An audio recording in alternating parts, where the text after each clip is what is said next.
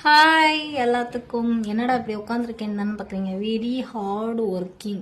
என்னன்னு பார்த்தீங்கன்னா நீங்களே கண்டுபிடிப்பீங்க. ஸோ இது பண்ணிங்கன்னா உங்கள் உடம்புக்கு நல்லது. ஸோ நம்மளோட முன்னோர்கள் எல்லாரும் இதே தான் பண்ணிகிட்டு இருந்தாங்க. ஸோ நானும் இதே தான் பண்ணிகிட்டு இருக்கேன். சரிங்களா? பண்ணுறேங்கிறிய என்னம்மா பண்ணுற அப்படின்னு சொன்னீங்கன்னா, இந்த 2 காலையும் இப்படி வைத்து விட்டு கரெக்டாக இந்த இடத்துல குண்டா வச்சுருக்கேன். பருப்பு மத்து. சரிங்களா? கடைய போகிறேன். என்னத்தை கடையிறேன்னு பார்த்தீங்கன்னா, எனக்கு ரொம்ப ரொம்ப பிடிக்கும் பச்சைப்பயிறு சரிங்களா? வீட்டில் கடைஞ்சி பச்சைப்பயிரை நல்லா சுடு சாப்பாட்டில் போட்டு தருவாங்க.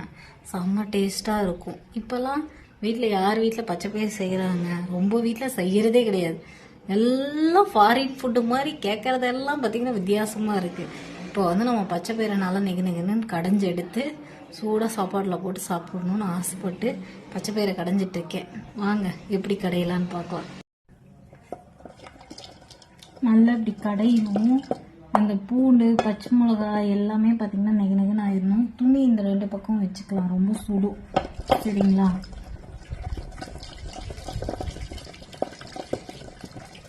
கடையில் பார்த்திங்கன்னா யார் மேலேயாச்சும் கோபம் இருந்துச்சுன்னா கடையிறதுலையே இதாகிடும்.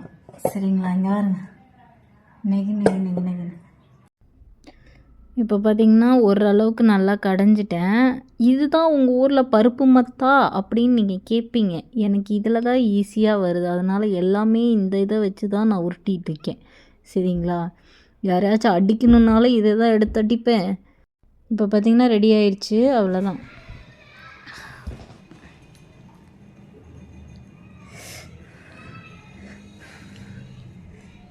செம சூடு. வாங்க எல்லோரும் சாப்பிட்லாம். எனக்கு ரொம்ப பிடிச்ச குழம்பு இது. நான்வெஜ் கூட எனக்கு அவ்வளோ பிடிக்காது. இது பயங்கர டேஸ்ட்டாக இருக்கும் சுடு சாப்பாடோடு போட்டு சாப்பிடும்போது. நான் இதெல்லாம் ரொம்ப நாளாக மிஸ் பண்ணிகிட்டே இருந்தேன். இன்றைக்கி தான் ரொம்ப நாள் கழித்து இந்த குழம்பு வச்சுருக்கேன். சரிங்களா? கையில் இன்னும் மனமே போகலைங்க.